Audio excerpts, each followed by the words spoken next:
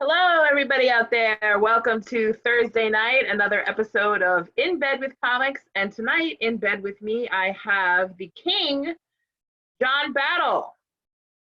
Once upon a time, John Battle put on a suit and graced the stages of Governors, Brokerage, Gotham, Broadway, Coasters, and lots of other comedy clubs out of state and across Long Island and other bars. You can catch him anywhere. He is hilarious. He's one of my favorite comics. Please help me welcome John Battle to In Bed with Comics. Yes. Clapping for yourself. You're so funny. You can currently catch me performing at home. That's where I'm at, in the back cave. So you're not one of the comics that's afraid to do comedy without a stage? No. Well, doing comedy, I mean, it's like anything else. Like, you don't have to go to the gym to work out. You can work out at home. Absolutely. You don't have to go to a restaurant. You can eat at home. Mm-hmm. And some people, I find, there's people that do stand up, and there's people that do stand up because they're funny. It's two different kinds of people. Okay, I hear you. I struggle with stand up because I can't really do what I want on stage. Why? Because who I am in my personal life doesn't really transfer well on stage. Okay. Because the current, well, I shouldn't say current, the way it is, you can't do and say a lot of stuff without offending somebody, and I don't really get that. Right. So a lot of my stuff that you see on stage is the result of having been probably a million times more left field. Okay. And probably funnier in another vein before I got it to the point where I can be like, all right, I'm gonna go on stage and do this now. Do you think that after this is over, do you think that people will be less offended? Because I see a lot of material out there. I see a lot of things out there, that are, kind of borderline offensive. So I think that maybe we should stop shying away from that stuff and just say what we're going to say. And if you offend somebody, then you offend somebody. What are you going to do? Comedy's always been that way, Well, I'm comfortable with having people come up to me after a show and be like, wow, you're funny, but you're really bad. But after this, I think the biggest problem is you might have to get through the billion coronavirus jokes you're going to hear from every comic. Right. I don't know. I'll do my corona jokes while I'm locked up, but once I get on stage again, you're not going to hear me talk about it, because I think at that point, everybody that I talk to even now is so tired of hearing about it. They're like, I'm done with it. Like if I go on Facebook one more morning and I hear somebody like, just stay home, just listen. Like, okay, we heard you, now shut up. We get it, we know it. A million other people saying the same thing, so it's right. Like being an original. Exactly. Like, maybe just say, oh yeah, go out and, whatever, chase traffic, whatever you're going to do. It just, and I kind of feel like that's even like when something happens in the news and then people just automatically jump on it and they're like, oh, let me make fun of this, or let me make fun of that. And then they just kind of like move on from it. So if you don't get in there in the forefront, it's kind of like it's redundant, Well, here's the thing with me with that. Because you do comedy, it opens the door for everybody to come at you. But hey, you could do this, you could do that. And it's like, no, it doesn't work like that, because it doesn't work like that. Right. Don't mean it's going to be funny on stage. Right. I'm like, you do it first. Let me know how that goes. And we'll see. The only time I ever had that happen to me, I'll admit, one time I bombed on stage. And it wasn't a complete and total bomb, but I had started to tell an abortion joke. And the crowd, it was like, the joke was basically like, about making fun of the abortion laws, about how they changed the laws so quickly, and how people automatically, because they don't want to be offensive, they don't want to break the law, they take everything very seriously right then and there. So what would happen if they changed the law while you're kind of like in the middle of an abortion? Like, are you just supposed to kind of like finish yourself off? Like, are you going to wake up and the doctor's going to be like, all right, we got the legs out, so you're just gonna have to do some Kegels until the legs stop kicking. And you're laughing, like a bunch of people had laughed, and like, but I had heard like a couple people like in the audience be like, oh no, and I'm like, all right, so now I know, just don't do abortion jokes. Like, I got a bunch of laughs and I tested it out of the mic, but that was with a very young audience that were like in their 20s. But people who are in their 40s and 50s do not think that's funny. So you kind of have to, I just axed it and never did it again. Did you ever bomb on stage? You just knew that the joke was not going to go well? Well, okay, I'll put it to you like this. Honestly, I've never bombed on stage, but I have told many a joke that got no response Mm-hmm. or that has got that. Now, Yeah. when it gets no response, it makes me laugh. As a matter of fact, one night when you were in the audience, we were in the little room, Yeah. and I told this joke about I was doing an impersonation of a lazy. All right, this is what it was a lazy, chain smoking nigger beaver on welfare.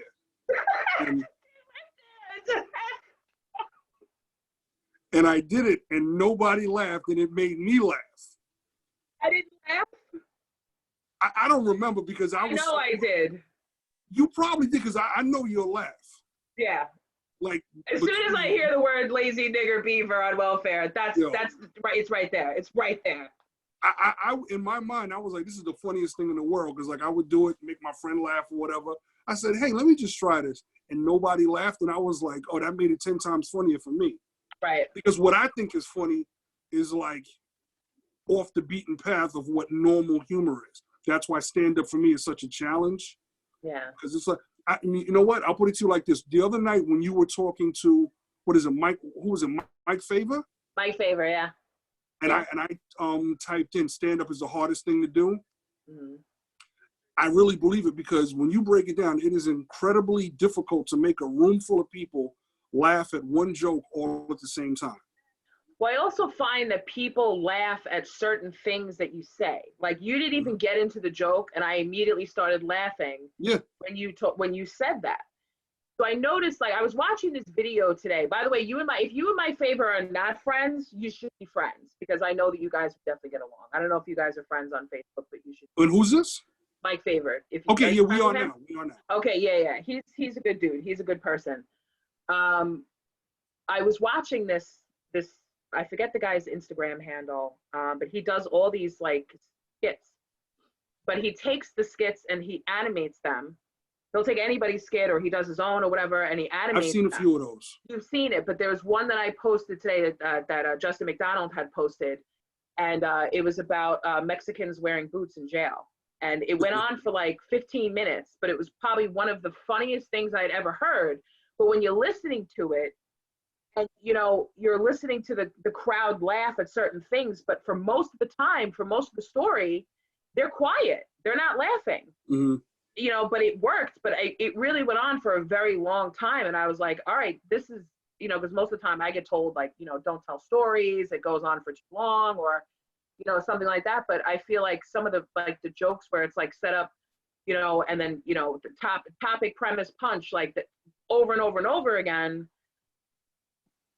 I feel like people laugh more at how you say things and what you say, because you get that element of surprise where like you wouldn't be expecting someone to talk about, a broke nigger beaver on welfare. Like that. It's really, what is it? Chain smoking nigger beaver on welfare. Yeah, I mean, come on, like who says that? Like, I love that. That's my sense of humor when you say things that are just really funny like that, and I love it. So, what do you do like in your real life? I feel like you're one of those people because every time I've ever worked with you, where we've been on shows together, you're always off to the side somewhere in your suit, like just kind of like yeah, whatever, like what do you do? You're like the man of mystery. This is what it is. To be blunt, I don't know if the word is introverted, but I keep to myself a lot. Like I'm introverted too. Yeah. Mm-hmm. And this is why, again, like stand up is like, I don't want to say stand up is difficult for me, but it's challenging because everybody's always like, oh, write about yourself. And I'm like, I don't really want to. Right. Like I pretty much come up with stuff that I think is funny, but I keep to myself a lot. Like I'm social distancing king. I've been social distancing for 48 years.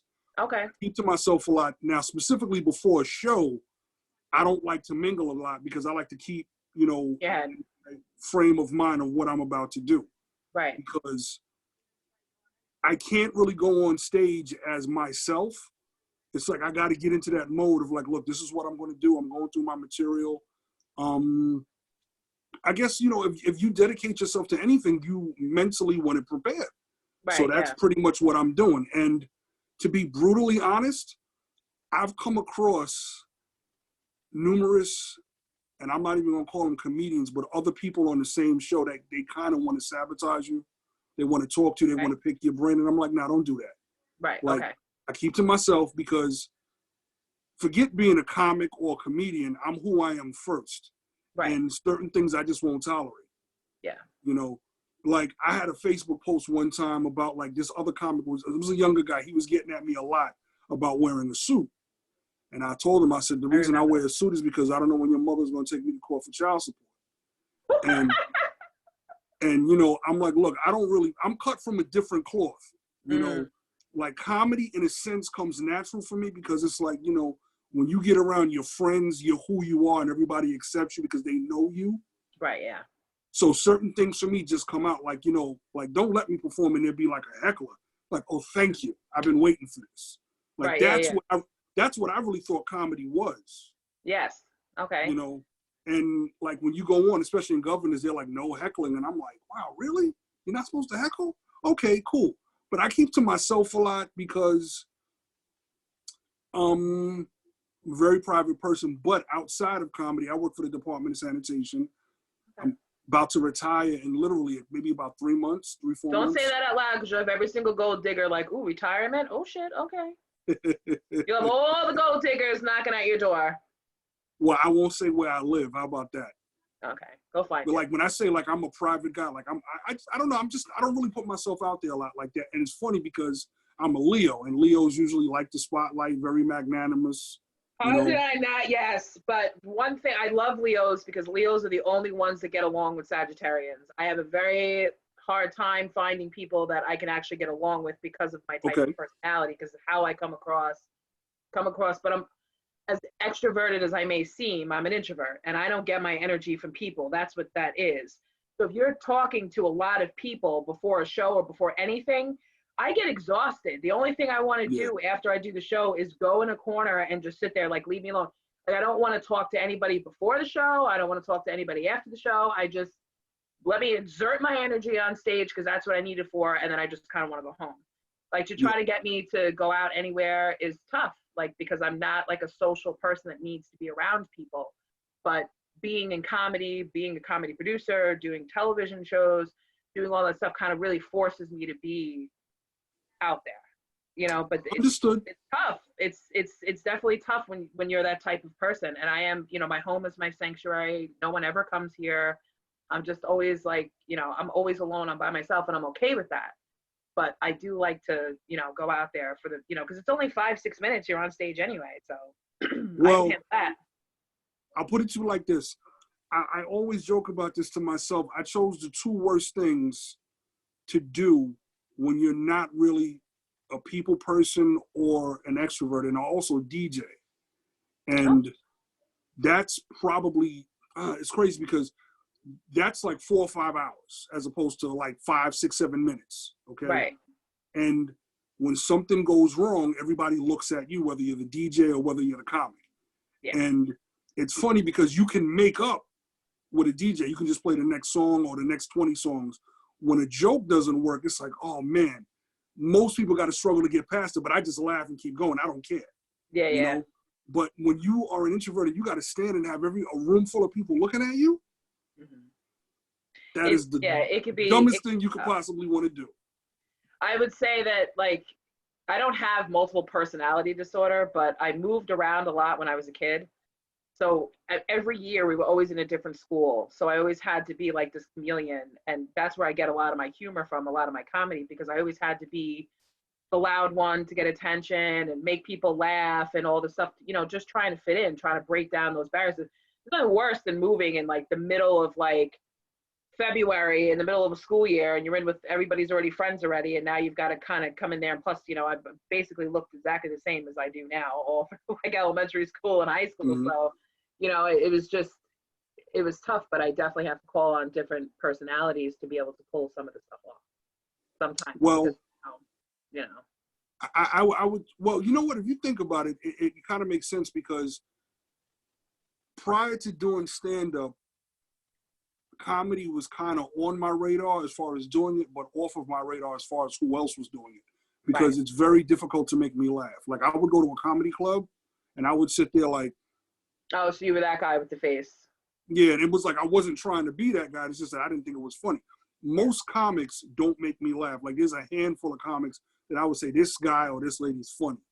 But overall, Who would you say that makes you laugh? Who's one of your like top favorite comics of all time? well, Tony Clifton is number one. Okay. You know, that alter ego from Andy Kaufman, because it's just so left field. But as far as a person standing up there doing stand-up, like on my radar, like it's probably Mike Epps, because he's kind of like a little, he doesn't really stick to the script of like doing a setup and a punch, setup and a punch is kind of crazy. That's a name I haven't heard in a while. Mike Epps. Yeah, I love Mike Epps. Donnell Rawlings. Rich Voss, I think is hysterical. I heckled him one time, didn't go well. That was years ago. As far as women, like Sarah Silverman used to kill me. Yeah.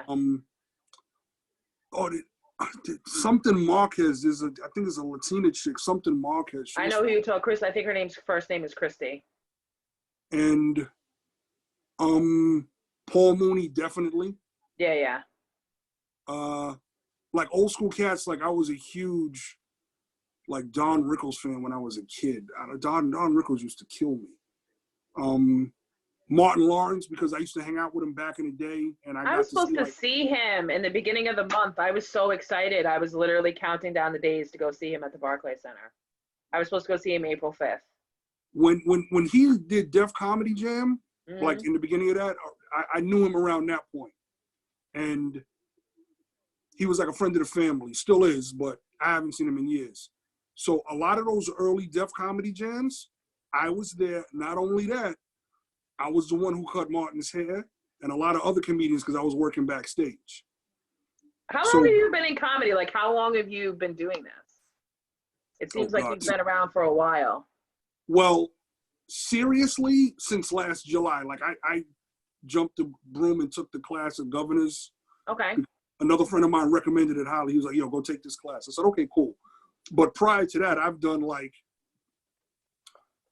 a few other things like here and there, like in the past, but I just never really like committed to it because I was like, doing other things. And I really didn't understand what the grind was to be a comedian. Yeah. And unfortunately it ruined it because it's like, it's not as fun as I thought it was. Like, this is work. Like, this is seriously hard. Like, you got to be talented to and you got to have some sort of a work ethic to commit to writing a joke. Yeah. Like people don't understand, like 5 minutes on stage might take you like 5 months to perfect. I don't know. Everybody's process is different. Yeah. But since last July 2019 is when I took that class and I was like, okay, I'm jumping into this, blah, blah, blah. But I mean, I feel like I've been funny since birth. It's just what you have to be naturally funny. Yeah. Like somebody asked me, do you have any tips for me to become a stand-up comic? And I was like, you have to be naturally funny. You can't just go and take a class or read a book on comedy. You kind of have to, it always has to be on your radar on some form or another. Like you kind of have to grow up with it. You have to look at it. You have to see it. And then you just kind of have to get up there and do it. Like the opportunity for us to do this, I never really thought like, comedy. Like I was just always funny. Like I never really thought, go be a stand-up comedian until I got brought into a bar and they were like, it's an open mic night. Like, why don't you do that? But I never really put in the footwork to go to different open mics. I do work on my jokes. I write them down and I work on them and I'll test them out but it's hard to gauge it at an open mic because if people aren't laughing, because like you said, people like to fuck with you. If people aren't laughing or responding, how are you supposed to know if it works or not? Listen, I'm gonna tell you the truth. The first open mic I did was at I don't know if you ever heard of a spot in Queens called the Creek in the Cave. I have recently heard about that. I would like to get there. Okay, this is a true story. I went there. This is I don't know, maybe 6-7 years ago. I don't know. I went there with a good friend of mine. I said, yo, I'm gonna go do this open mic. Let's go. And this is my boy, and he really gets my sense of humor. Yeah. And I didn't realize that open mics can be very cliquish. I didn't realize that.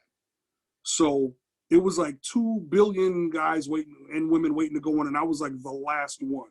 Damn. And I told this joke. I forgot how it went, but it was something along the lines of me losing my virginity in a Catholic church to a priest. And on Friday nights when I get horny, I call up Father O'Malley and tell him to come over with his wig. Like something like that. God. And that's funny. Well, I thought it was, but in there, you could have heard a pin drop, which made it even funnier to me. And then I told this really off joke about having the sex with a turtle, and it was just a wrap after that. They were like, yo, is this your first time? I was like, yeah. And oh my God. my boy was dying. He was dying because he gets me. Yeah. But from that point on, I was just like, okay, yeah, because I was the new guy there. And that's why I don't really do open mics. I'm more like, you know what, if I got a new joke, I'll work on it and I'll just do it on stage. Yeah. You know? To open mics can be brutal. They can be brutal, and it can be like, you know, everybody's kind of off on their phone. They're not paying attention. You're not getting a response from anybody. So, you know, you don't really know what works. So, yeah, you kind of do.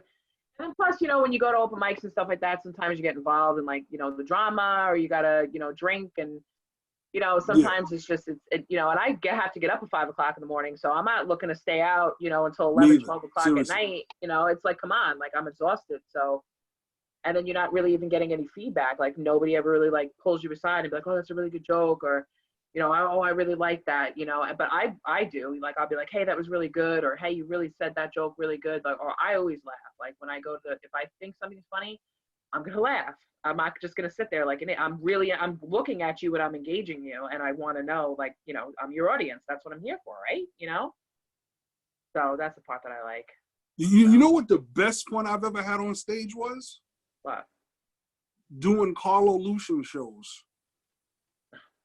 Tell me why, because I mean, I was just going to bring him up, because he has the same type of humor that you do, where he says some things on stage and everyone's just like, oh my God, like, that really? Dude kills me. As a matter of fact, it's the same show. You were there, and he got on stage. I don't know. I think this dude did like 15 minutes. And I was sitting in the crowd and I was laughing. Like, I was genuinely laughing. I remember exactly what he was saying. And somebody like elbowed me, was like, yo, why don't you go up there and help him? I was like, help him? This is killing me. Yeah. You know, maybe nobody else was laughing, but I was dying. Mm. So I like him because it's just like, and he's just going up there and he's doing him. That's what I like about comedy. When people go against the grain, like, you know, when we do this, a lot of times, you could see other people's jokes a mile away. Yeah. And it's like, okay, all right, whatever. The crowd laughs, and goes back to what you said. You got to be funny, because there's a lot of people that do this that are not funny. Like, they go up there and do the structure of setup, punch, storytelling, whatever. But if you talk to them, it's like, yo, you have no personality. Yeah. You know, like, case in point, you know who Gigi Allen was? No. Okay. If you Google Gigi Allen, he was a crazy dude. He was like some rock and roll guy, but he used to like kick people when he would, you know, do his music or whatever, punch people. Like, he was, and I'm telling you in a nice way, this guy was back crazy. So the first time I saw him, I was like, oh man, this guy is nuts, because he was so left field, so crazy. And that's the stuff that I remember. Like, I remember one time, Andrew Dice Clay. Oh. I love Andrew Dice Clay. I remember one time I went to go see him, and this was a few years ago. It was in Jersey, but it wasn't old Andrew Dice Clay. Right. It was like his new stuff. New stuff, yeah, but yeah. As a matter of fact, the night I did your birthday party show, Andrew Dice Clay was at Governor's. Yes, he was. I was pissed that I was not at Governor's that night, because I would have loved to have been there. When you asked me to do your show, I was like, I bet I'm gonna do your show. You were doing Carlo's show was that night. That's why I did the little room that night. Yeah. So I saw Dice. He was right up the hall, which was cool. I never approached him because I don't really do that. I'm not starstruck. But I was like, damn, this is my dude right here. I would have went right up to him. Well, they were telling us backstage, nobody talk to him. Don't walk past this line. And I was like, I really don't like that. Yeah. But I said, okay, because if I got to get in my headspace, I'm sure he's got to get in his as well. Oh yeah. You know, but I'm like, now, a little bit of a backstory. Our fathers knew each other years ago. Right. You know, but I was like, all right, man. But I really wanted to be like, look, you don't understand. I don't laugh at nobody, but I laugh at you. But I had to let that go. And I'm like, all right, you know, you run into other people down the road when you're in certain clubs, blah, blah, blah. Yeah, and you'll be able to say hi. Yeah. Yeah, Like yeah, that's how I met Artie Lang. Yeah. Oh, Artie Lang is crazy. I met Artie Lang. I did a Mike Dillon show. He asked me like last minute. He's like, oh, you know, if you can get 3 people to come, you can come do the show. So I just bought 3 tickets and I went, and I knew he was going to be there, and I loved his book, Too Fat to Fish, and I had just loved Artie Lang, and I went right up to actually one of the guys that was doing the show with him. He was a young guy. He started talking to me, and I realized that he was doing with it. And I was like, oh, I really want to meet Artie. He's like, oh, really? I'll be right back. So we went and he got him, and I got to meet him. We went outside, and I think I was with Andy Plagianos that night, and I think DB Frick was there too. I think, but we were all kind of like hanging out there and just shooting and talking. And I told him, I said, listen, I really love your book. You made me laugh. Like, you're just so funny. Like, you've been around for forever. Like, I mean, it was awesome to meet him. So. Who else is on your radar that you would like to meet?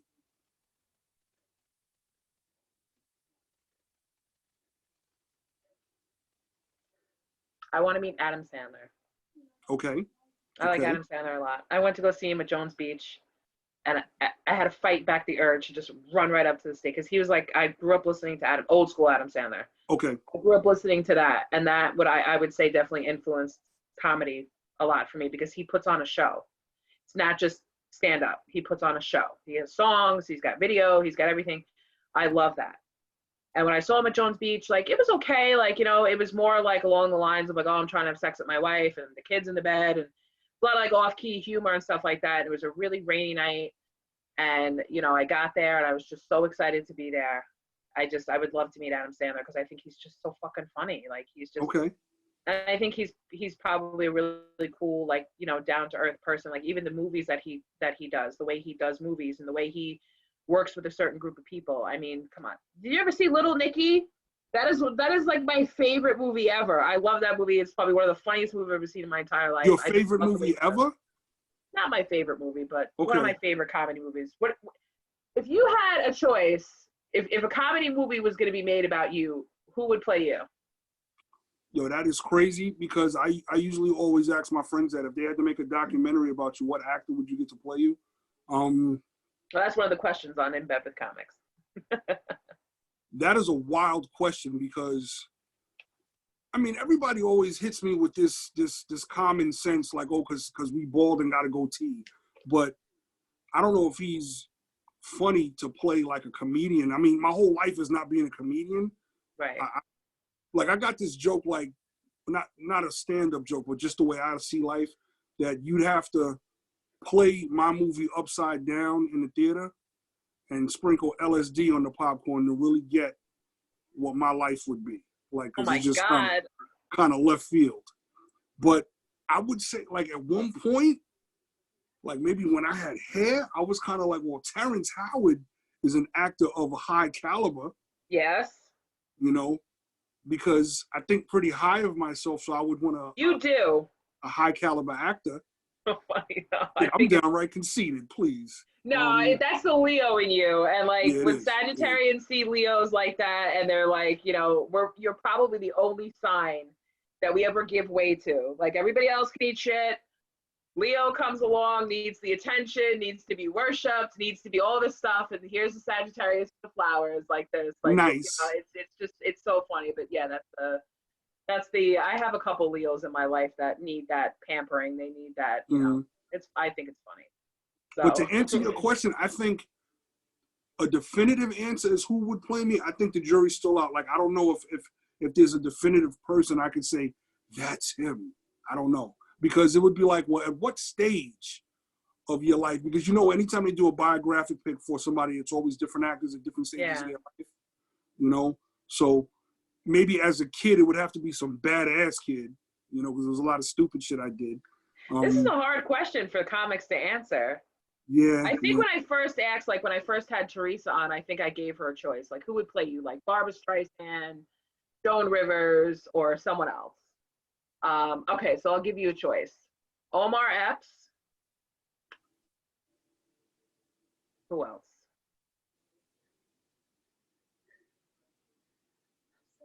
Okay, Omar Epps, Chris Tucker. What the hell is that guy's name? Why can't I think of his name? Does he have a TV show? No, the guy that played Debo on Friday. I can't think of his name. Oh, Sonny Tiny Lister. Okay, him. To play me? I got to choose. Yep. Oh, that's the adult you. The adult me.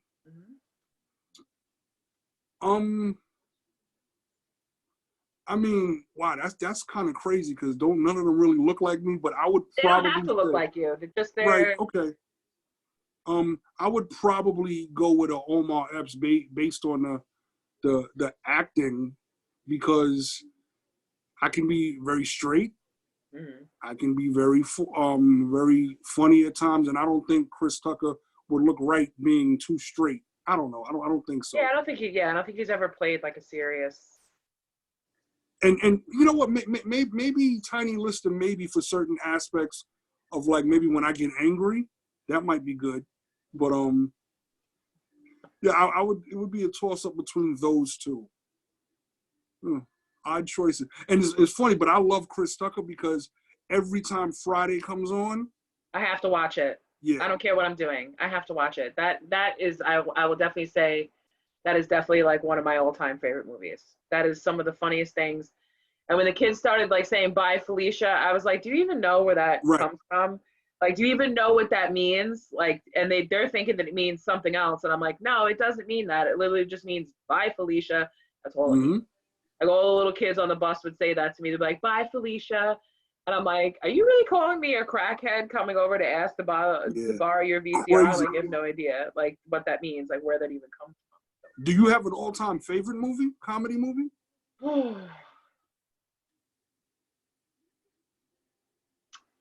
All-time favorite comedy movie, and you're gonna be like, "You're so ridiculous." Let's and you go. might not even see it as a comedy movie, but I do. The movie Just Friends with Ryan Reynolds, because I love Ryan Reynolds. Okay. I love him.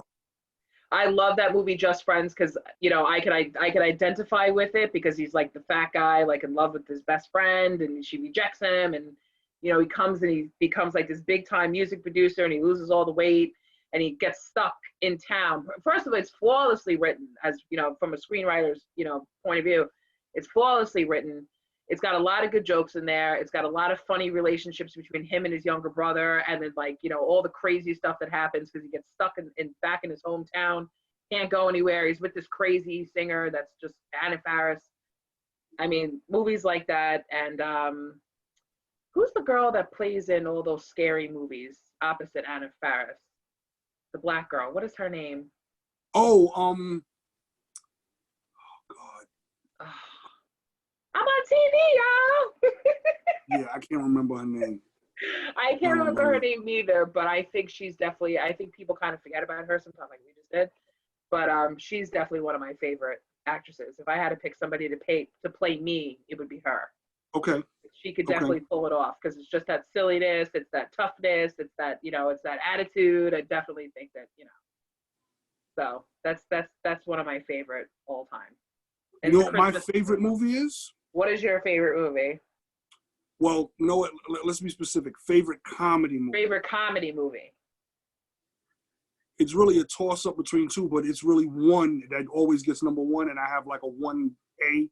Number one is Putney Swope, and I know you're going to say you never heard of it. Of course.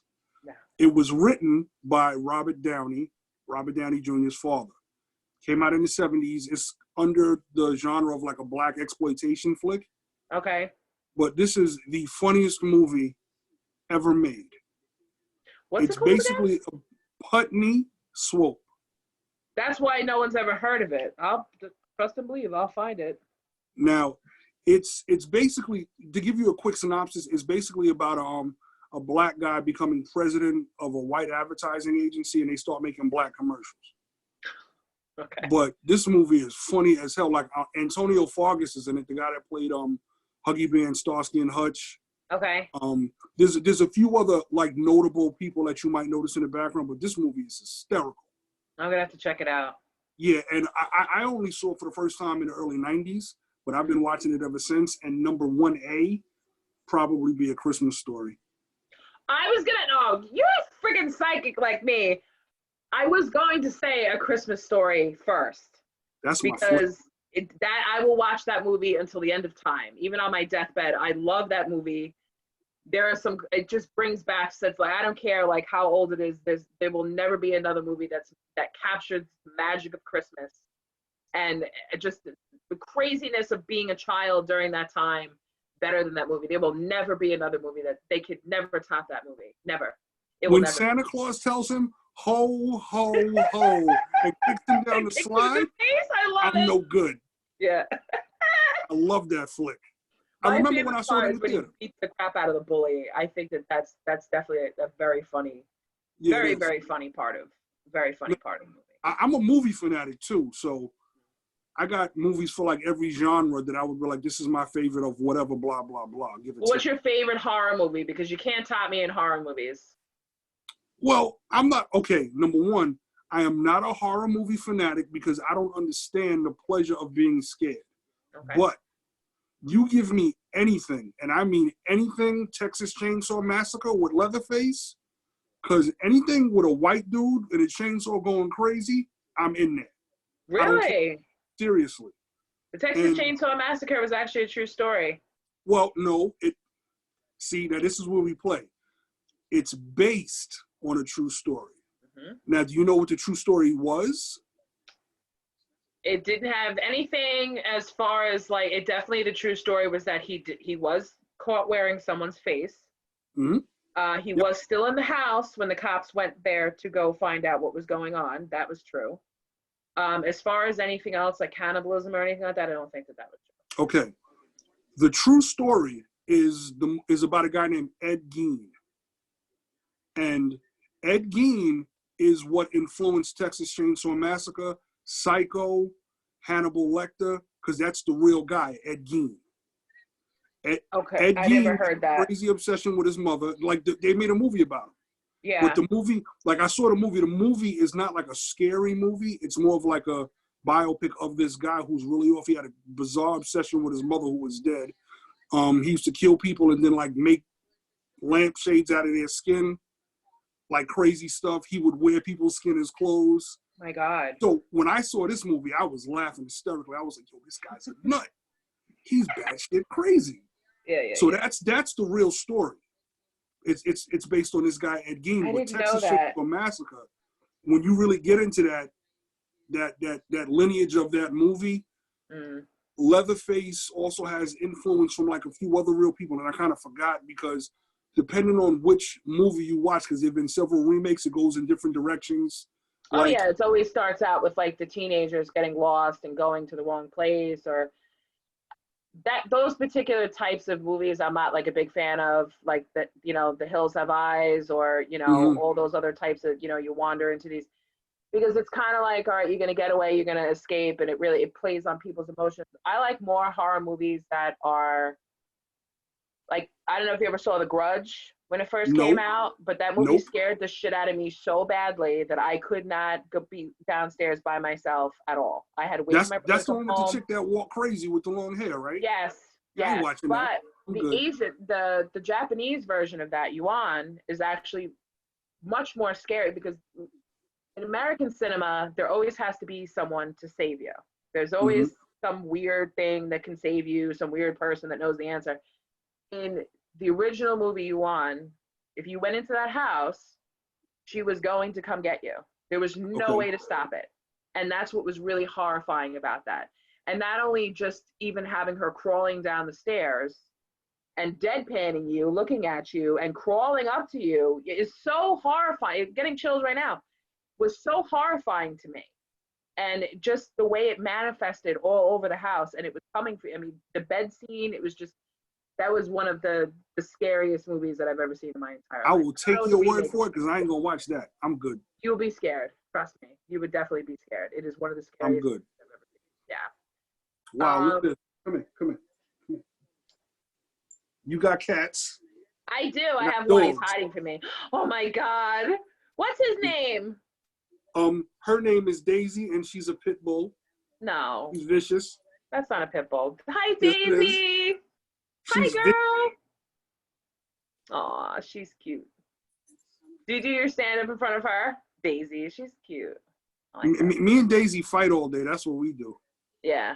Oh, I fight with my cat too. He's been up my ass all day. Like I woke up this morning and I felt like there was somebody in my room because I was like, oh my God, there's somebody watching me. And I roll over and I look down. He's at the floor, like just staring at me. And I'm like, but he's been, I don't know where he is now. Yin Yang, where are you? I have no idea where he is, but he's been crazy, like up my ass all day. I don't know if there's something going on in the animal world or he's just like thinking like, all right, you're never leaving the house again. Does your cat's breath smell like cat food? It did until I started brushing his teeth. Yeah, that's a comedy show all on its own because Well, yeah. I asked you that because that was a line from an episode of The Simpsons. I forgot what character, but it's the dude that always says something stupid. He's a little off, and he's got like little pieces of string for hair. And he said, "My cat's breath smells like cat food." I almost threw my TV out of the window when I saw that episode. Oh yeah. I know who you're talking about. Yeah, The Simpsons is classic. You can't get away with. I mean, I grew up watching The Simpsons. It just you can't get away. That some of the stuff that they come out with in that is just really fun. Homer Simpson is by far my favorite character. I just love him. Homer, Marge, all that. Go on to the next question. Shoot. Have you ever seen somebody bomb on stage so badly that you're like, holy shit? Yeah. Who was it? Without naming names. If you don't want to name names, that's fine. If you want to name names, go ahead. Oh, you mean somebody famous? Or, anybody. Could be anybody. Oh, I didn't know who they were. I was at I was in Broadway Comedy Club, and it was safe to say the show I went to, most of the people bombed. Wow. And I was going to see a friend of mine. I got a matter of fact, it's my boy that got me into comedy, my boy Roscoe Nash. And Roscoe is another. He does a joke about being in, do you guys work together in sanitation? We used to. Okay, he tells that when he did a joke about having to pick up somebody's dog. Yeah. And it was a Great Dane. And then he did like the motor, like to the sound of like Rocky.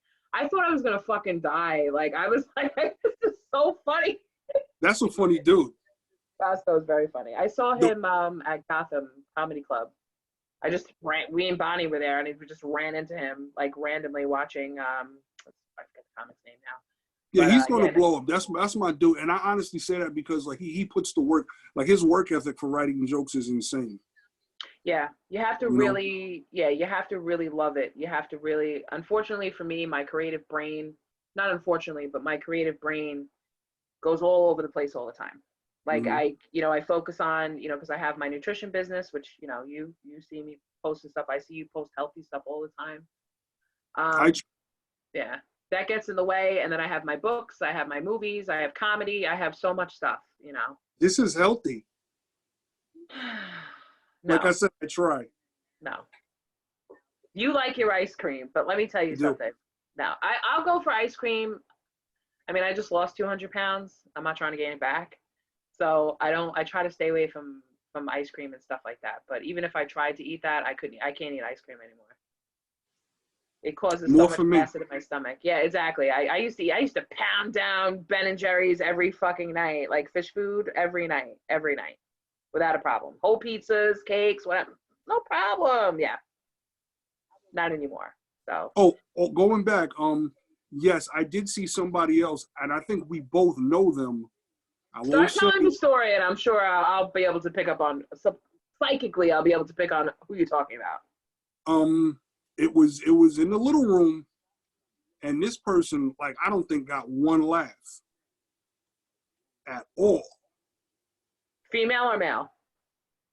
I don't want to say. Oh, come on. Female. You're John Bat. Female. Female. Ooh. Yeah. Black hair?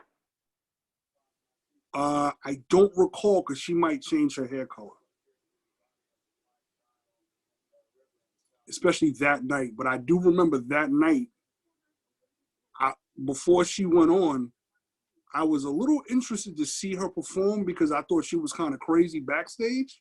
Okay. And when she got up there, I was like, wow, okay. Oh, curly hair? No, Okay. no, not I'm trying curly. to, I'm really trying very hard to think, and I think I know who you're talking about. Yeah, I'll message you after this and tell you Yeah. exactly. Yeah, because I've seen a couple of people get on stage and they don't get laughs, but it's just because like I feel like people aren't sure if they should be laughing at what they're saying. So it's kind of like, and plus I really feel like there's, female comics kind of get like a bad rap because people generally think that females are not funny. And it's like, but we are funny. When we're not talking about our tits or our vagina or hairy legs or whatever it is, beyond that, we can be pretty funny. And I wish that women would talk about, be a little bit more honest with it instead of trying to be safe, because you don't want to come across as being like not fuckable. So for me, I'm just kind of like, you know what? I'm going to get out there. I'm going to say whatever I want. And I'm going to, do whatever I don't talk about. I don't care. I'll talk about it. I don't care, because it doesn't matter. In the end, it really doesn't matter. So I'm definitely not one of those dainty wallflower type girls. I will get up there and talk about sucking huge dicks. And you know what I mean? Like I have, trust me, I have it on tape. I've done it. And Wow. sometimes I'll watch it and I'll be like, oh, I can't believe I just said that, but okay. It doesn't matter. Whatever. So, do you have like a specific club that you like to perform in? Is there any club that's just like home for you, where you're like, all right, this is my home? Yes and no. I really dig that Little Room. Yeah. Okay. That's one, and I really like Gotham. I like Gotham too. That's a goal, to get on that stage. I don't know what it is about that stage, but I have to get up there. Yeah, I've done maybe, I think, 5 shows of Gotham, maybe 6. Yeah. It's two distinctly different feels. Like the Little Room, okay, yeah, you can say the obvious, always very intimate, whatever, but something about having the people right up on you, yeah, is crazy, because you can literally see every face in that room. Yeah. And sometimes you don't. Sometimes you just see black. Like the first couple of performances I did there, I just saw black. I didn't see anybody. What I do is, I'll tell you why I say that. A lot of times, whoever's right before me is the only time I'm really paying attention to the crowd, because I'm the next one to go up. Yeah. So I'm kind of watching the crowd. I'm not watching the comedian. I'm watching the crowd. So you literally can see everybody, because you got to walk past half the room to go up to the stage from the back. Yeah. So I like that aspect of it. And I like Gotham, because Gotham feels like, all right, you're in the city. It's a different vibe. It's clearly a different club. It's much bigger. Yeah. And the best way to say it, this is actually foul. This comedy, I guess, business is a complete disappointment to me, because, this whole thing, like, I'm like, I'm not doing bringer shows anymore. I'm not. I definitely feel like I'm past all of that crap. I mean, certain things, all right, yeah, whatever. But for the most part, I'm like, I'm not doing bringer shows. They sell you this dream, and it's just like, yeah, you can perform here. Like, I was in Gotham one night and had 25 people in the crowd. Yeah. And obviously those 25 people all knew me. Yeah. So it was great, because you got the feedback. I had a nice night. I hung out with my friends, stuff like that. But then I've also done that same stage and done the same set when nobody was in the crowd for me, but I got a better feel of what my stuff really was like. Right. You know what I mean? And it's like, the last time I was at Gotham, forgot this lady's name. She's a professional comedian. She's very funny. But she gave me the best compliment. She said, "Oh my God, you're great on stage." And she's a professional comic. Yeah, you do have a great, and part of that Leo confidence, and part of having that energy, when you get on stage, you can tell that you have a confidence about you, and that definitely shines through, because that's part of my thing too. It's like, all right, you'll never know that I'm nervous. You'll never know that I fucked up, because I hide it very well. And you just have a way of just getting up there and just really like, here we go. Like, let's get it, let's get it going, and waking everybody up. And, that's a gift. It's not everybody has that, and you'll look at the professional comics that are up there, they have that.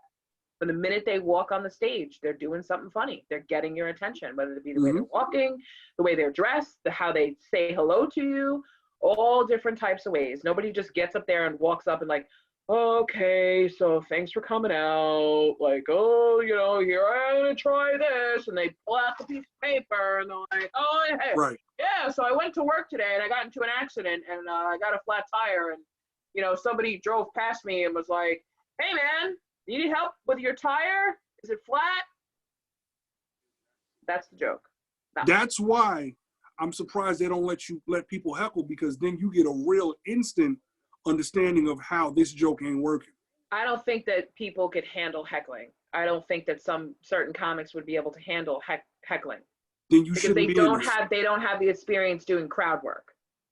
They don't have the experience, you know, because most of the time when you're at an open mic, and if you say something to somebody, I've gotten cursed out for being like, oh yeah, you know, like for saying something or saying something to them. They'll be like, shut up, I'm trying to work my material, like a 2-year-old child. And it's like, no, I'm trying to give you feedback while you're doing it, letting you know that there's something that's not right about it. And you need to kind of, you know, maybe change it a little bit. You know, like that's what it's supposed to be. I don't think that a lot of comics could handle a heckler, because I think it would just completely throw them off. They wouldn't know what to say. They wouldn't know what to do, because they're not quick with comebacks, because some people can do that and some people can't, you know? Oh God. You talk about, okay. You know Renee Fuentes? Yes.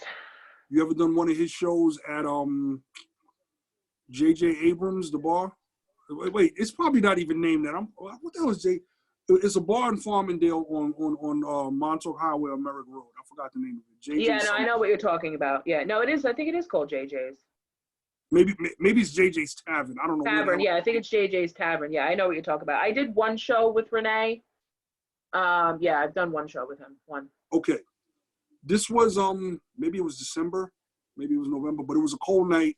Went there to do one of his shows a Friday night, and I made this a Facebook post, but there was a heckler, but this guy was mute. Oh, So he wasn't using words. He would walk up to you while you were doing your stuff and show you his cell phone. And on the cell phone was like a joke. And he wanted you to read it. Wow. Yo, this dude was relentless. And he was drunk. And he had a hole in his throat, like one of them smoking holes. Oh, God. So this guy was like batting 1,000, like all over the place. He was mute, had a hole in his throat, and was drunk and was heckling silently. But he just wouldn't stop. And it was really killing me. Yeah. Like I was like, yo, this guy's like, I'm trying not to laugh while I'm, doing my stuff or whatever. But I said something to really get him to stop, because I'm like, yo, let me just get through this. And I told him, I said, look, if you let me get through this, I'll take you in the back and I'll fuck you in the hole in your throat. Oh my God. Yeah. Everybody was laughing, but it got him to stop. Yeah. Because I'm like, yo, my man, let me just do this. Like, we put a lot of effort into coming up here to do this, whatever. He's a distraction. I'm messing up my jokes and stuff like that. I was like, yo, this dude won't stop. But that was the craziest thing for me. I'm like, yo, the hole in the throat, I was no good. Yeah, like that's a lot. I mean, I've done bar shows.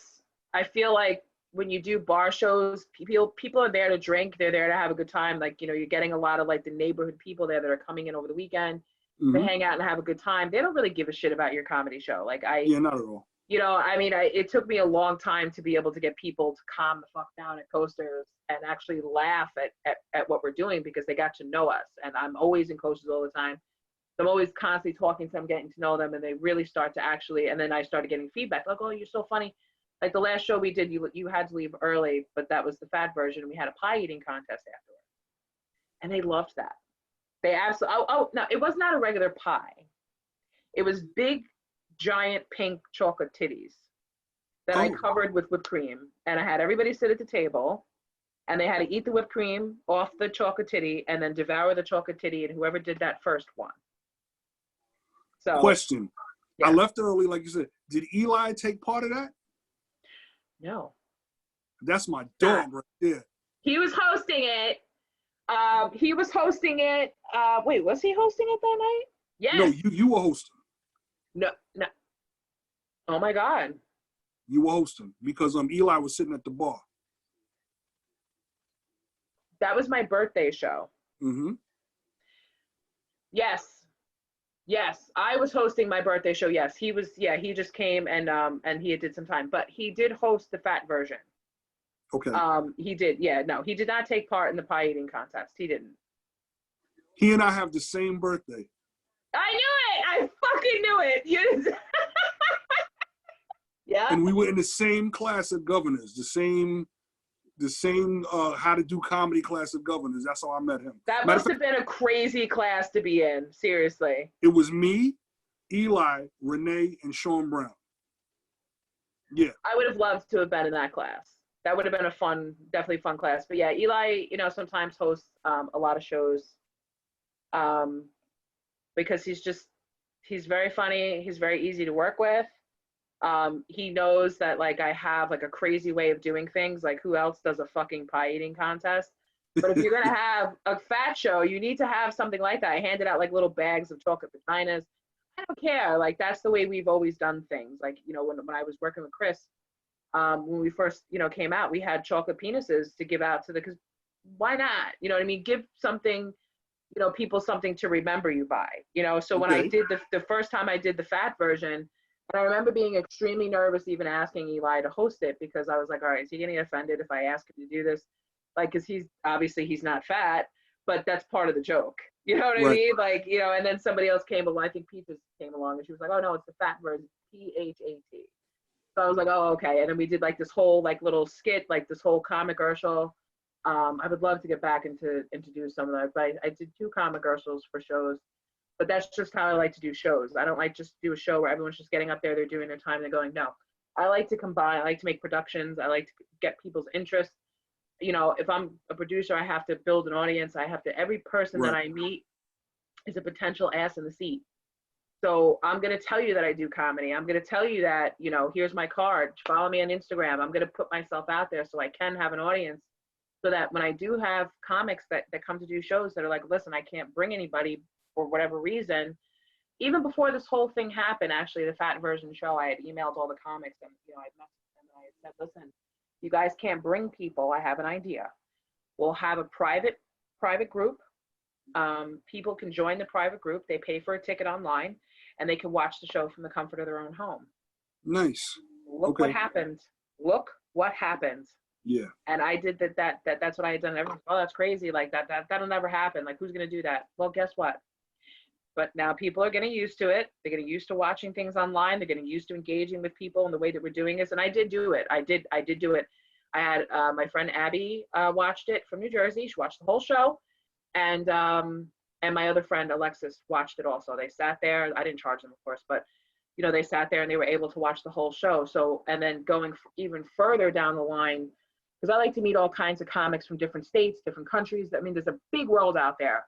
Yeah. I would like to have comics be able to come on Zoom and broadcast it onto a screen and have them do their time, just so that they can get, and then you have their people watching, you know what I mean, that's paying for tickets. So people have a potential to make money, making a lot of money. Imagine charging $25 per ticket and you've got like 20 of your friends that want to watch the show from the comfort of their own home and they can do that. You know what I'm saying? So I really think that going forward in the future that this will definitely be something that, but I thought of it first. Just want to let everyone know, I thought of it first. Well, the issue I have with it is the fact that I don't know if you can really get feedback from the crowd. It wouldn't exactly be an entire, well, see, something like this, okay, Zoom actually has different features. Mm-hmm. I could have up to 50 people on here if I want. Right. That's the little room right there. So you literally have the same 50 people.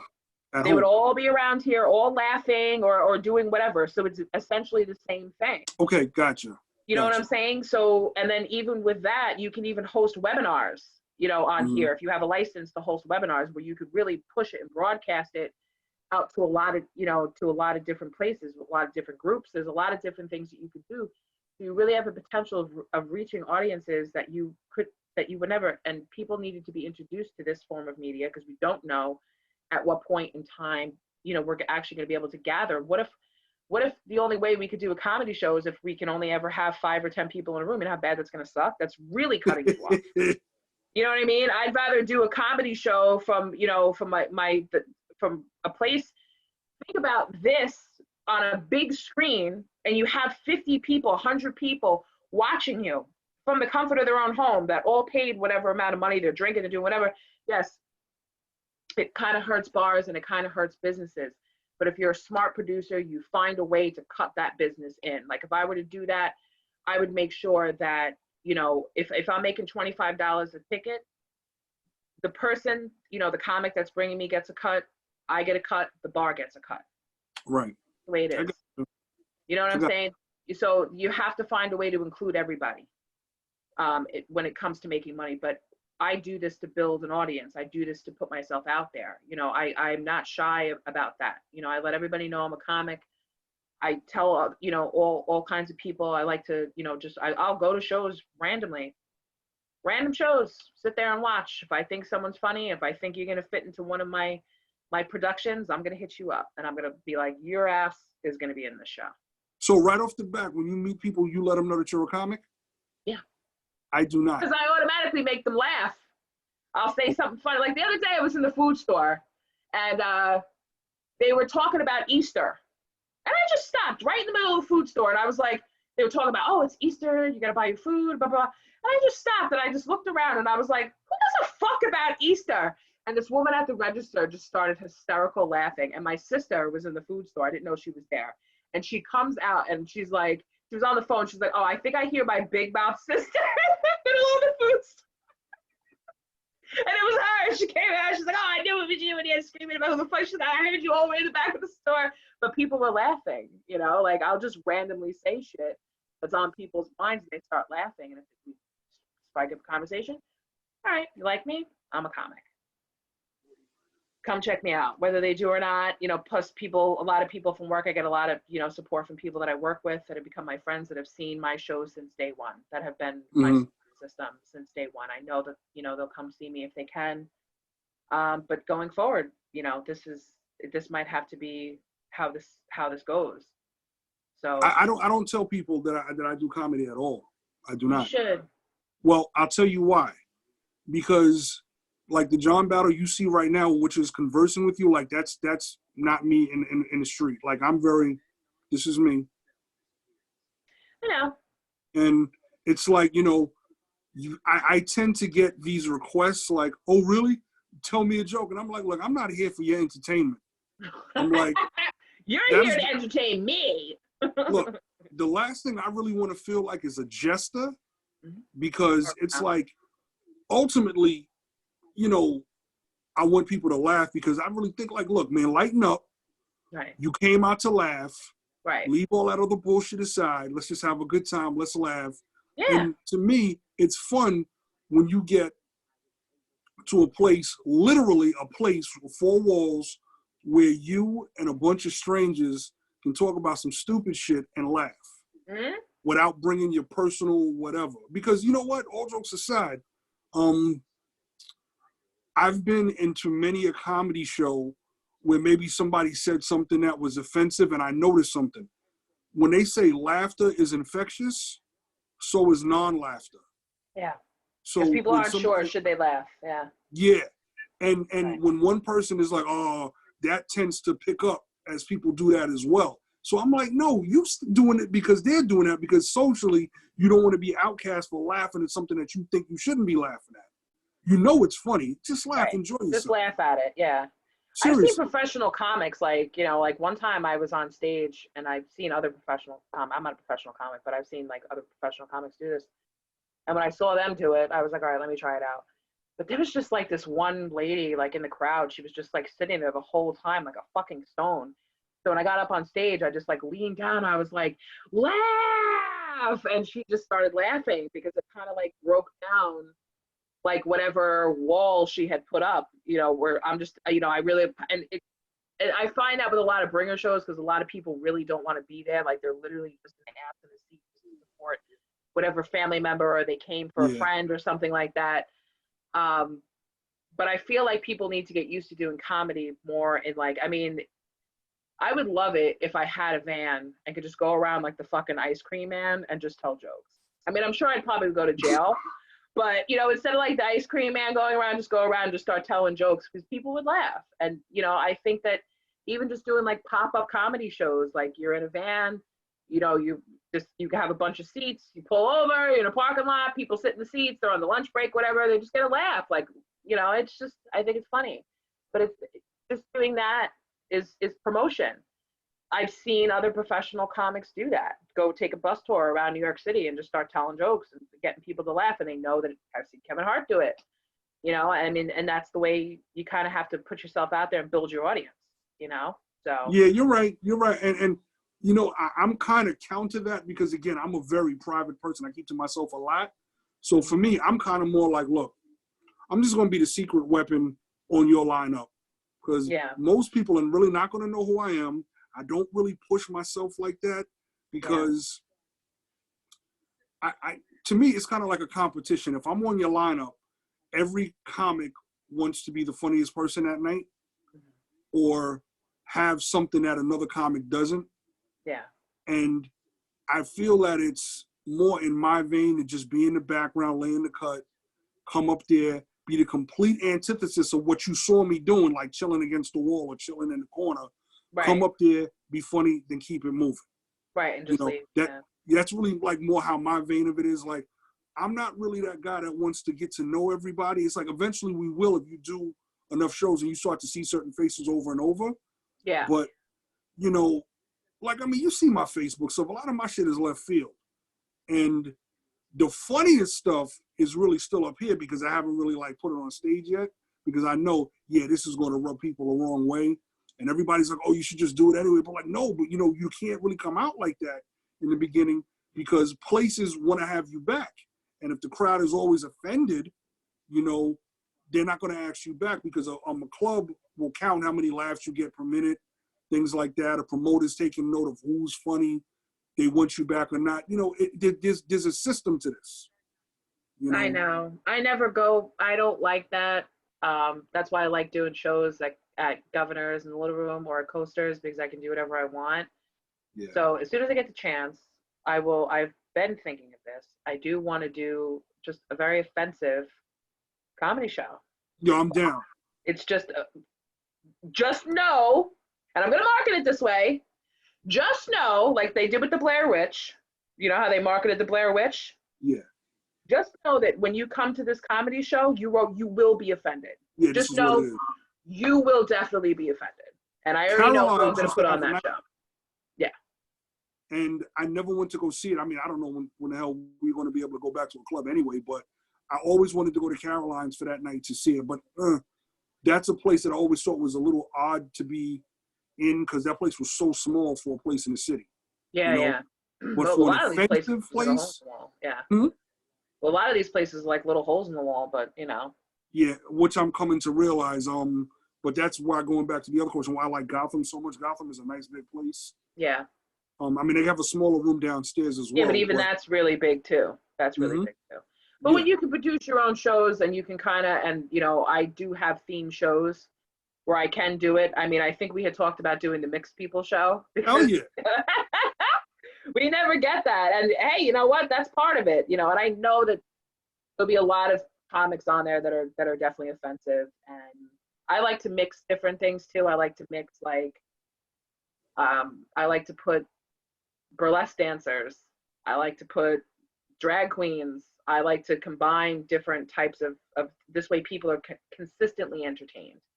So you'll have a comic, then you'll have a burlesque dancer, then you'll have another comic, then you'll have a drag queen. Like I like to mix stuff like that because it's fun. You like to throw a show. Gotcha. I like to have I like to have shows. I like to have big time productions. That's just the way it is. Like that's what I like to do. You know, but going forward, I really want to work on doing things a little bit bigger because that's how I think. I don't think like this. I think big. Gotcha. So I definitely think that the offensive show, marketing it like that, you will be offended. When you come to the show, just know you're going to be offended. And this way they'll be ready for it, and they'll be already, the defenses are down, and they will just be 100% ready to do it. You know, they'll be ready to laugh, and they'll be ready to be offended. And maybe, you know what?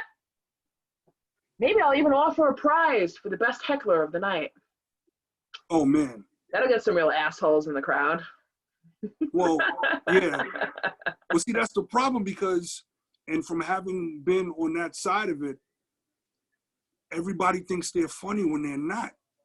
like when they're sitting in the crowd, and it's just like, if you're gonna heckle, I'm like, okay, don't just yell out the same stuff everybody else does.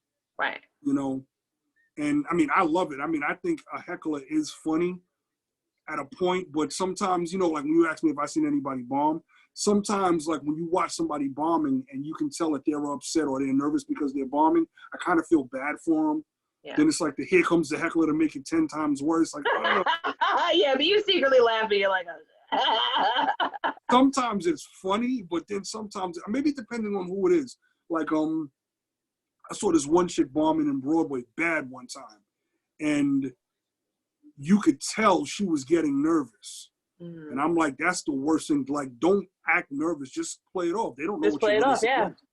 Yeah. But she couldn't wait to get off that stage, and nobody was heckling her, but she was just really struggling to get through her stuff. And I'm like, felt bad for her. I wanted to give her a hug, you know? And I'm not really that guy, but it was just like she was really bombing bad.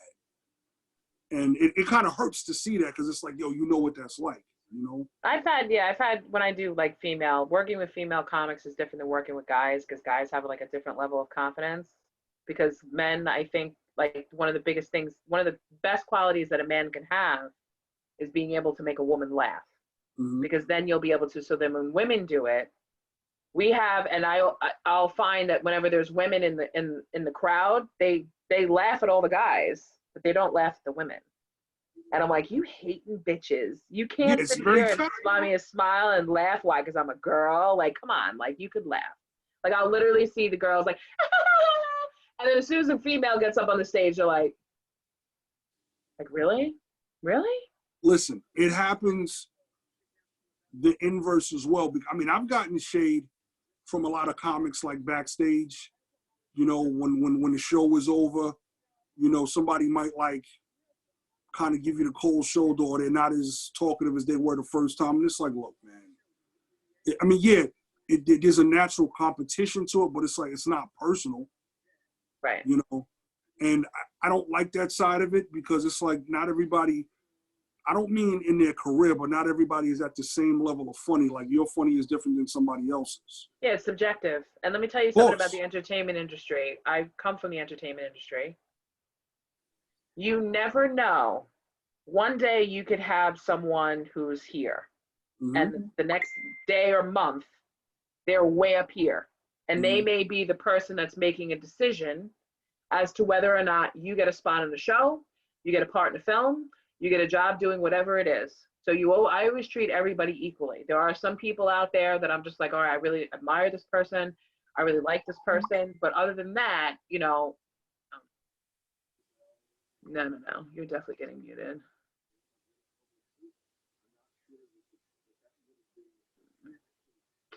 One of those messenger things that just goes on like all night long. Mm-hmm. John Brecco, if you're watching this, stop freaking messaging right now, because you're gonna interrupt my show. I always try to treat people equally, because you never know when you know it's gonna be their turn and not yours. Sure. Or even if you get a turn and on the way down, because when the higher you get, the more people will try to take you down. And I just laugh at stuff like that, because it's like, you can't be a one-trick pony in the entertainment industry. You can't not be a one-trick pony. You have to have many tricks up your sleeve in order to be able to dodge every bullet that comes your way. Because if you could do comedy, you could do drama, you could do horror, you could write, you can dance, you can sing. The more valuable you are and the more ways that you can get in there, there'll never be a way they can take you down. So if you blew up tomorrow, who's the first person you're gonna reach back to pull up? I'm not gonna say his name. Okay. I'm not saying it. Do you know who it is? Your cat? No. Well, yeah. Hey, no, Dan. I don't know who it is. I'll message you later and tell you. Okay. It's one of those bonds. Right, it's one of those bonds. Okay. Mm. I got like maybe good 3 or 4 dudes, because. All right, go ahead and tell them, and I'll tell you if it was one of them. No, I don't think I know who it is for you, but I'm just going to tell you who mine would be. Okay. Even though he's going to blow up before me, Roscoe Nash, because that's my dog. I knew him before the stage, before comedy. Yeah. Eli, Renee, because they made me, they let me headline their first High Mom show, Mm. which was a lot of fun. That was retarded. There was so much weed smoking there. Were you there for that? No, because I had just actually had just I had just had weight loss surgery for their Okay, first show that they did, so I missed that. But I went to a lot of the other ones. But yeah, you already said his name. okay. I do not smoke, and that High Mom show was crazy because I left out of there like, I got twisted. Like I was sitting there and I was like, I was with my sister, and my sister's like, we should not be here. Like we're gonna get like fucking contact high. I was sitting there and I got so stoned. I was so wrecked. I was like, oh my God. And I got up and I was like, and I remember seeing Eli standing against it. I almost fell right into him. I was like, get the fuck out of here, bro. Good show. And that was it, and just left. they be So, yeah. quiet, or well, that night was crazy because I didn't know what to expect. I'm in there with a suit on and everything like that, and I was like, yo, this is mad hood. I was like, I like this shit. I was telling some real off-color shit that night on stage, but that was a fun night. Yeah, no, it was those shows were definitely fun. They were definitely unique. I had a good time going to a lot of them, but sometimes when you make it up to the top, you just don't have a choice as to who you could reach back for.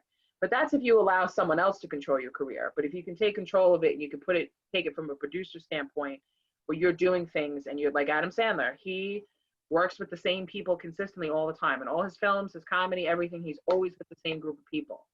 And, I like to keep it that way because I realize that if you spread your web too far, you catch sharks. But if you keep it close, you're going to catch what you intended. I got you. And there's just certain people, I mean, that I've worked with since day one, that I would always be like, hey, I know that you can come and do this, or, I know that, that you could do that and you're deserving of it and you're a great person. I mean, there's people that I have that are in the comedy world that I'm friends with that are just, oh, hey, what's up? And then there's people that are in the comedy that are actually like in my real life, that I'll actually go and chill with like often, and just you hang out with them and let them get to know me, so yeah. Well, I'm eager to get back on stage because I want to see what the climate is really going to be like if everybody's just going to be eager to laugh at anything, and you just might get laughs just because people are just happy to be somewhere. Or if like, you know what I mean? Like technically, my next show is in June. Like I was supposed to do one in March, but it got canceled because of all of this stuff. And then he texted me to promote and was like, look, we tentatively have a date for June, I think 10th. I was like, really? Okay, I'm down. But I think this is a funny place to be right now, man, because people are like really, I guess, happy to get any little bit of any kind of anything in a sense, especially if it's like hand delivered, like via like, just going online and looking at something funny or whatever, blah, blah, blah. Yeah, because people are getting bored with everything that they're watching. True. So get on TikTok, get on Instagram, just start putting your shit out there. Like, you can't sleep on it. Don't wait to get back on stage, because if you think about it, that's what you're doing before. Because not everybody gets booked on shows every single week. True. You're just kind of waiting for, for the person to put on another show. So if you're just kind of doing it in that same way, you know what I mean? Where, my next show, like, don't sleep on it. Like start doing different things, because everybody who's anything in comedy now, who's getting like the million views and all these people coming to see them, they're all YouTube sensations. They're all, you could literally, you don't even have to step on a stage. You could literally build 100% everything online. People watch you, Do you watch what a lot of big comedians feel about that? No. Okay. I got to see if I can shoot you specific links, but I don't really watch a lot of comedy because to me it's counterproductive because I don't want to see how funny somebody else is. I'm kind of working on my funny. I watch a lot of interviews of comedians because I want to know how they think. And a lot of well-known comedians who are like top of the food chain look down on YouTube and Instagram sensations like that because they feel that they haven't put in the work. And a lot of them can't get on stage and do stand-up because comedy is an umbrella. Stand-up is one part of it. You know? So that's why I say like stand-up is very difficult. Comedy is not. Like, you can just be naturally funny. Doesn't mean you're going to have a career. But to stand on stage in front of a group of strangers and make everybody laugh like this, to me, is very difficult. Because, you know, you dealing with 100 people from different walks of life, and you got to say one thing to make everybody laugh. But then, you know, if you break it down, oh, well, if you got 75% of the people laughing, well, then 25% of your joke didn't work, you know? So people that have that following on social media, like, I applaud them, because especially if they're making money off of it. Yeah. But a lot of bigger comedians are like, well, they don't know what it is to do stand-up. And I see that. But you also have to look at that as being a threat, because it's kind of like, listen, you young whippersnapper, back in the day, we had to, you know, pound the pavement and go stand outside, and we had to do this. But everybody has, things change, okay? Maybe they can do stand-up, they can go on there and they can do it, but they're getting the views and they're getting the likes. Just because somebody has 4 million views on a video doesn't mean that, you know, that the 4 million people are going to show up to see them. So True. there really isn't a threat there. But if you can prove that you're doing both, that you could actually do both, then that's a good thing. You know, that's something where, you know, like, I know that I could be funny on video. I know that I could be funny on stage. I know that I could be funny in a film. I know that I could do that because it's just my personality. But it's just another way of putting your name out there, because the world is at a stop right now. People are watching and they're paying attention. You don't know who's going to see you. You don't know who's going to take a look and, oh, this guy's really funny, let me hit him up. You know what I mean? So when you listen to these big time people, I mean, I dealt with it so many times, like, even just, you know, interning and stuff like that. Even just, you know, interning and having all these older people that went way before me, that made movies before me, that did all this stuff before me. They would always look down and be like, oh, you didn't put in the work. You don't deserve this, or you don't deserve. And I'm like, yeah, but I'm here now. I'm alive now. I could be dead tomorrow, you know, and if I'm not going to stop myself from elevating or going higher because I didn't put the work in, you know what I mean? So if I want to go and I want to go for a screenwriting job, or if I want to do that, that doesn't mean that I need to be picking the crust out of your fucking toenails before I get to my screenwriting job. No, I'm going to go be a screenwriter right now, because I don't know how long I have on this earth. And that's just the philosophy that I have. You know, you can either put the work, because you could put in all the work you want and still have somebody who has all these videos on YouTube get more stage time than you do. True. Very true. And you never know. Or but yeah, you're right. Like, even the freaking bagel guy, prime example. He got put on a show and everybody was mad. Like, oh, he's not a comic. Like, he hasn't put anything. Yeah, and he got on stage and he was freaking awful, because what was funny about him? Right. Not cursing someone out, but you overlooked the real comedian who was in the bagel store. Peter Najak was in that store that day and was standing there. I would much rather have put Peter, and I did. I would much rather have put Peter. I said, I don't have the bagel guy. I have the elbow guy, because that's all you literally saw was just his elbow. Was his elbow? Yeah, so I was like, oh, I don't have the bagel guy, but I have the elbow guy on my show. And I put Peter up. And, you know, and it was funny when he tells a story about it, but, you know, it's kind of like, all right, that's your one chance to blow up, you know, about it. But look how horrible that ended. You know, it was a disaster. But see, here's my thing with something like that. If you're going to do that, put the short guy from the bagel store on stage. That's cool, whatever. It is what it is. Yeah. How about you find the most ratchet fight video from people in Popeyes fighting over a chicken sandwich? Put one of them on stage. Let's see if that's funny. Right. Because that would kill me. Just some random person that fought over a chicken sandwich.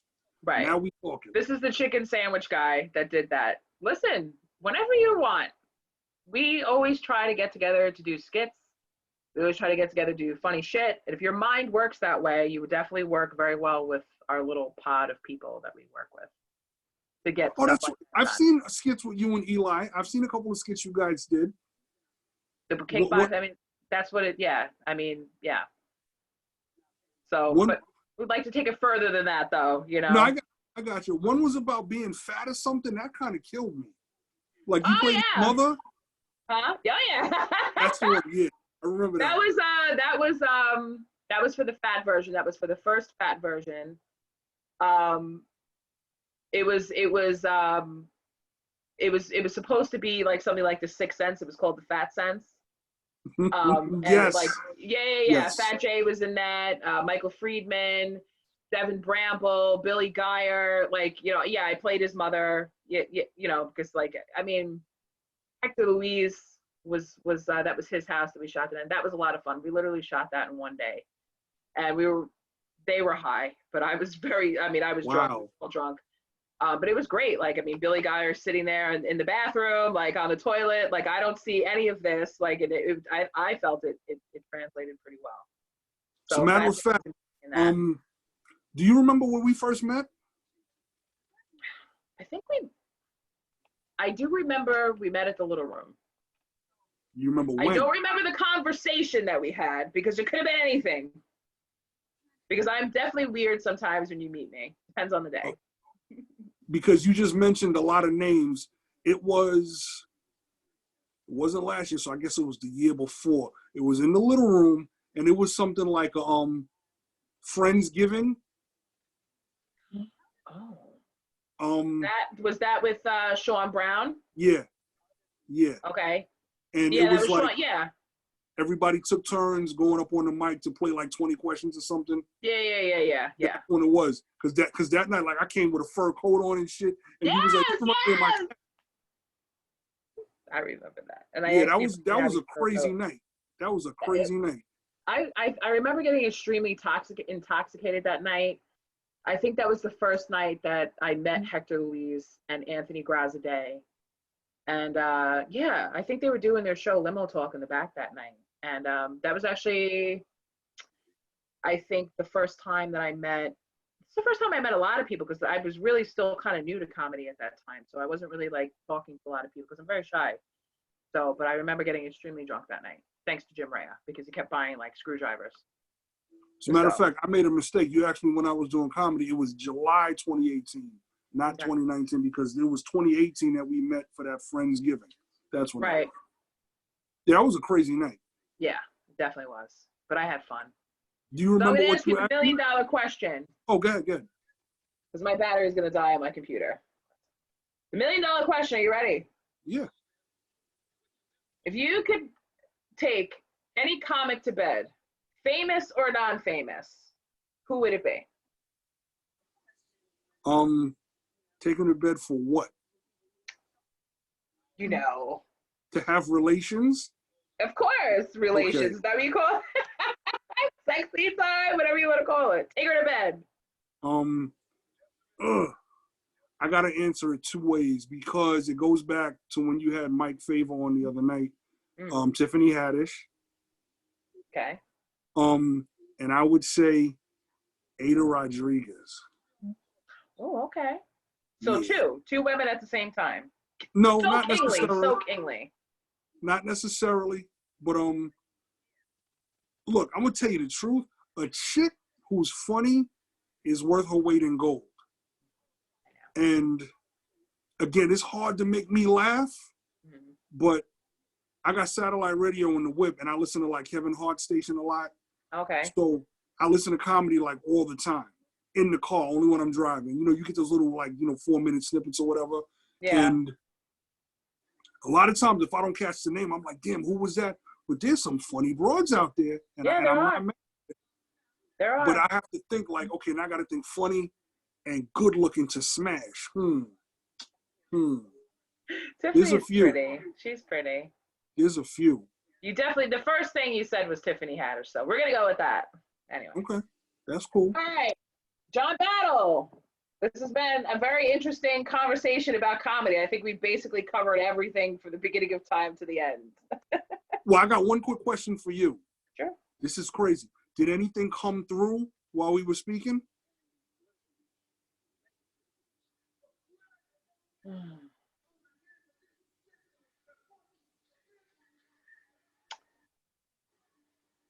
Were you close to your mother's mother? Yes. Your grandmother? Mm-hmm. Did she wear glasses? Yes. Short? Hmm? She passed away? She had cancer? Yep. Cancer? Yep. Bone cancer or breast cancer? Breast cancer. Breast cancer that she died from? Yeah. She says hello. Wow. Hold on one second. Okay, there's a picture of a... I cannot see her from there, but show me the picture. Yeah, there's a picture back. I just wanted to make sure you couldn't see it. Okay. I Very cannot see good. it. But show me the picture because I want to make sure it's her. Hold on. Okay.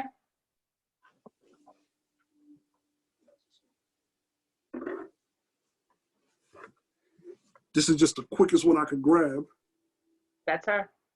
That's her. Yep, that's her. That's her. Hmm. Yeah, no. That conversation you were having last night really was bugging me out. It Nickels scares people. flying at you, Mm-hmm. all kinds of stuff. I was No, but like, I knew that you wanted to. I knew that you had a question for me about your grandmother. I knew you did. Was she was she a teacher? No, she was not. No. Okay. Mm-hmm. Very, very quiet. She's been dead for a while. I think a couple of years now. 2 years, 3. Yeah. Okay. Yeah, I kind of forgot. Yeah. But you were close to her. Yeah. So real quick before you go, I got a reading 3 times in my life, and the first time absolute garbage. The last one and the time before that, this chick was so on point. Yeah, it could be scary. Yeah, it is. It is. I don't use it that way just because I've never really developed it that much until recently. But it just comes. Like I'll see the image in my head and I'll know, like they'll tell me how they died. They try to tell you things so that you know that it's the person you're talking to. I saw her face in my mind, so I know that that's your grandmother. Mm-hmm. Okay. Was it an R name? Did she have an R name? Her middle name ended in R, but the name would be like a hard R, like the R sound was very dominant in her middle name. Okay. Yeah. And same thing with her last name. Yeah. Because So sometimes sometimes names could be a little hard because sometimes I'll hear it differently than what they say. And then sometimes it'll come very fast. But it's something that, I try to work on, but sometimes you don't really want to engage in that too much because it could really fuck with you. Yeah, I hear you. Because you don't know emotion wise, but you talk to people, like I'll find an urge to talk to people when there's a message that comes through. Or sometimes I'll feel like the need to like call somebody or speak to them and then, oh, I was just thinking about you today, So yeah, it's very strange and, I didn't ask for it, but it's a part of who I am, Well, let me let you know this. Yeah. I am a huge, I don't want to use the word fan, but I have a huge interest in things like that, like Sixth Sense stuff or whatever. I have books here, like literally how to move things with your mind. Like I have a ton of stuff. You can do it. People always tell me all the time, actually, Eli makes fun of me all the time. Because I'll tell him, like, do you really want me to move that object over there? Like, do you really want me to do it? And he'll be like, yeah, do it. But I won't do it. That takes an immense amount of energy and concentration. And that's why you're an introvert. I have not reached that level yet. You can do it if you concentrate. You just have to let go of the fact that you can do it. But then again, also, you have to be very specific because the energy of the universe works very funny. So if you're trying to move something, it may not move in front of you, but it may move someplace else. Okay. Sometimes transfers of energy, you really have to know how to like pinpoint it. Like I want this to move right now. I want this order to move. I want that. It does take an immense amount of energy to move that type of physical force, but some people are better at it than others. Like in the movie The Ghost, when the guy was trying to teach him how to transfer his energy to move something and use your mind to do it, that's basically what it's like to be dead. Being dead is like walking on ice with no shoes on. You don't have anything to grasp. You're in your physical body now. You can feel yourself. You can move around. You can feel your emotions, this and that. But when you pass over, you don't have a body anymore. So you're just energy that's out there somewhere. And until you can get a firm grip on something, that's why, it's dolls, stuffed animals, inanimate objects in the house that take the shape of people, clothes, stuff like that. Spirits will sometimes attach themselves to that because it's just a way of, that's why you get hauntings and stuff like that. It's just a way of them holding.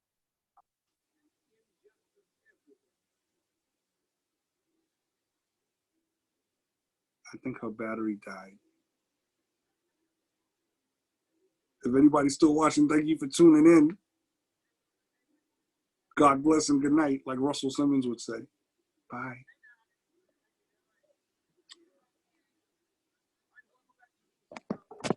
Bye.